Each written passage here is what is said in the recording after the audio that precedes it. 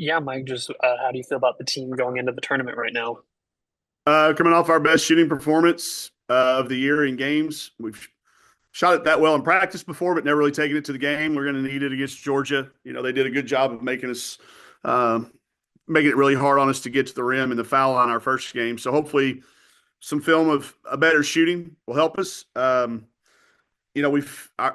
emotion were a lot better coming off a win than coming down here on a long losing streak. So that had, a compounding effect of winning. Everybody's in a great mood. Our energy at both practices today was at a really, really high level. Everybody's excited to be here. A lot of kids first time obviously playing in this environment and seeing the other kids at the hotel and cool things. And I know we're in a better mood because we're coming off of a win. So, we played Georgia relatively late in the year. It was obviously a really close game down to the wire at their place. So I think our kids were excited to come out on a game we needed to win.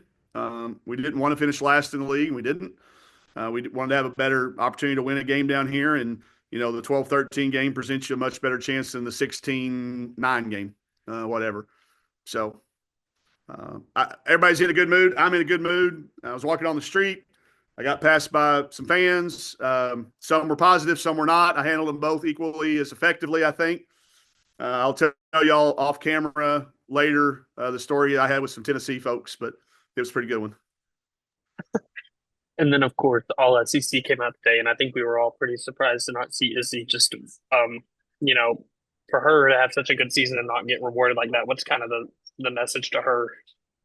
To her, I gave her a Pawpaw Neighbors quote first, which was, "It's better to not get an award that you deserved than to get an award that you didn't deserve." That was the first thing.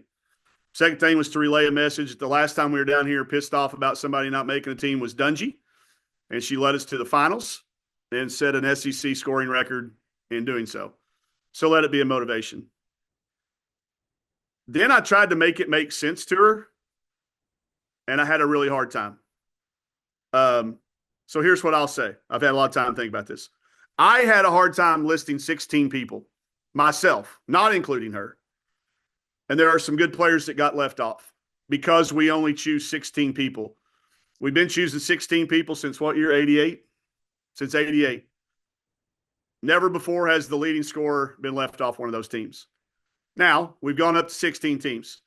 So that takes me back to the last couple of summers down in Destin when we've talked about adding people to this list because there's other people deserving. If I were to come in here and just say, Izzy should be on the team, I would have to give you a name of somebody that she should replace. And I'm not about to do that because everybody that got on that team is deserving. But I do need somebody to help me figure out how you get to 16 without her being in the conversation. So maybe she was 17th. I don't know. But it just doesn't. I told her, I said, hey, you're going to win a bar bet the rest of your life. You're going to be the answer to a trivia question. Who was the first player to lead and we've all said this is one of the toughest years ever in the league. And for her to lead the league in scoring, I think she scored more points than anybody in the country right now, too. I bet there's not another person that has done that didn't make their all conference team. So, and she's hey, I didn't know how she'd handle. She's a little upset about it. I don't blame her. She's played through injuries. She's sacrificed. She's gone against everybody's top of the scout. And those people that want to say, oh, she was on the top of her scout, I'm going to go back and show them the film. There were teams that never pressed, that pressed has picked us up full court, 2 on her. Didn't press all year long except against us. Teams that were trapping in ball screens and double teaming and leaving people open, but never do it in another game. That's top of the scout. So, we'll be all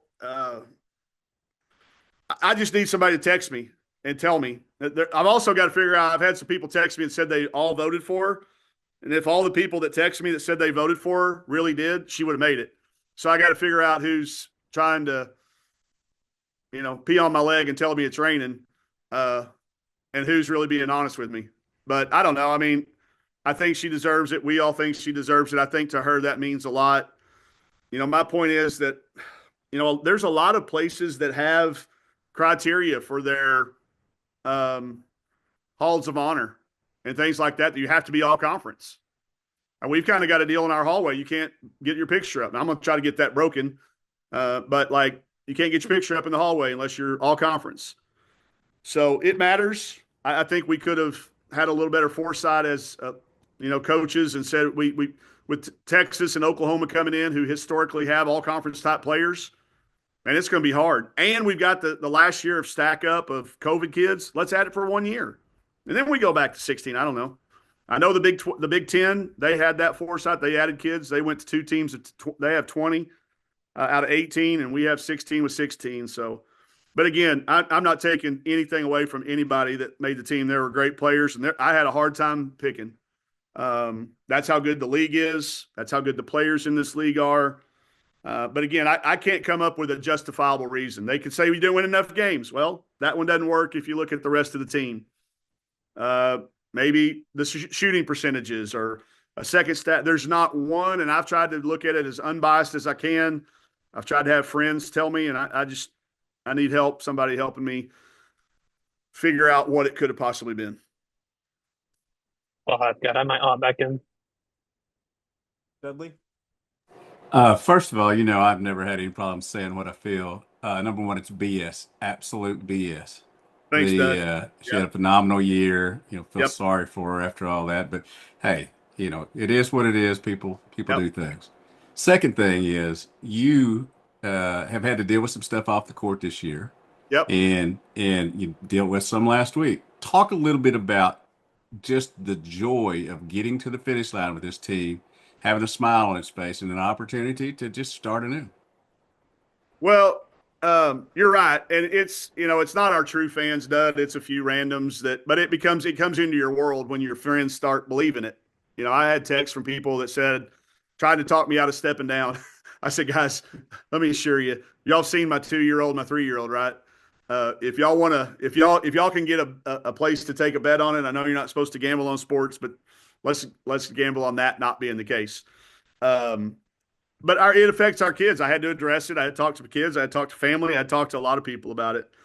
But this is not BS, Dudley. This is one of my most enjoyable teams to ever coach. And everybody's going to say, oh, that's just you talking. They don't know me well enough then to know that. This team keeps showing up through adversity. They knew what we were dealt with. They did not. We have not made an excuse for injuries. We have not made NIL. We have not made any excuses. We've tried to do the best we could every day. And for us to not finish last, that's how big that game was the other day for us. We were picked unanimously to finish last, and we didn't finish there. We finished a lot higher than that, and it's not that much higher, but it feels different. So I'm excited about the future. I've had ongoing meetings with Hunter since about Christmas about the plan for how we're going to attack revenue share. If that comes about after the House case, we've had great conversations about the ways we're going to do that, and we're ready to go into effect as soon as we know what the rules of the game are with the rev share. So I'm as energized as I've ever been at this tournament. And 10 wins or 20 wins makes no difference to me. It's about the team, seeing these kids. And I'm so proud of them, the way that they fought the other night. We could have quit after that first quarter the other night. Could have absolutely quit. Down 20-7 and nothing going our way. That could have been the mail-in moment. But, man, they fought back, and they've been rewarded for it. So I appreciate the question. And I hope everybody stays behind this group, because we're going to make some stuff this summer that's going to make it exciting for the next couple of years for sure. Two other things. One journalistic lesson: clickbait is not your friend. Not friend. They always ask for a response. Yep. Everybody I can see here does that. They know how to do it, but I'm just saying. I'm 61 and have done this a little bit. So that's enough about me and my problems. But the second thing is, not only did you have a good win, obviously Georgia had a good win. Talk about what you've seen from them getting better and what a challenge they're going to be, because they're basically playing with the same urgency you are. Yeah, and they so if you know Georgia's background, you know Coach Abe's background. She plays a defense that takes time to figure out. And we all knew that as the year went later. I was hoping we played Georgia the first game of the year. I said it in the preseason. I hope we play at Georgia game 1, because I knew we had to be on the road. I knew the longer you go, the more comfortable they're going to get. Their 3 freshmen that they're playing an awful lot are no longer freshmen in minutes. So they roll in there to Tennessee, and they handled Tennessee at home, that physical style of play. Their guards are tough. They're physical. They're figuring their defense out. I think it was 31-10 at one point. So, they're starting to peak at the right time. We're coming off our biggest game. We played pretty well against Missouri. We just didn't win. So I think you got two teams kind of peaking at the right time. I think it's fitting we're playing each other. One of the teams is going to get a win. I'm a huge fan of Coach Abe, and if we can't win a game down here, I'd be happy for them too. Just not against us, but they're getting better. They're tough around the rim. They're going to take it inside on us. Our bigs are going to have to play without fouling, and we're going to. I'm not expecting us to go 13 of 27 from the 3-point line again. We've only done that a few times this year, but we need to be somewhere between that and 3 for 27 or something. So shoot it good, take care of the battle on the boards. Have an opportunity to win a game. I teach our kids the history lessons of the tournament. I think Arkansas teams prior to us arriving have only won nine times at the SEC tournament. In 20, that'd be 23, about 25 years, they've only won a game at all 9 times. We've already done it 5 out of 7. We'd love to be 6 out of 8. So there's a lot riding on it. Our kids understand it because we talk about it, and they can live in reality world. It's not extra pressure because we talk about it every single game. Appreciate it. You got it, man. Jacob, last one. Yeah, Coach, just what can you take from just how close of a game that was when you guys played Georgia last time? And, what is there to learn from that and, take into this?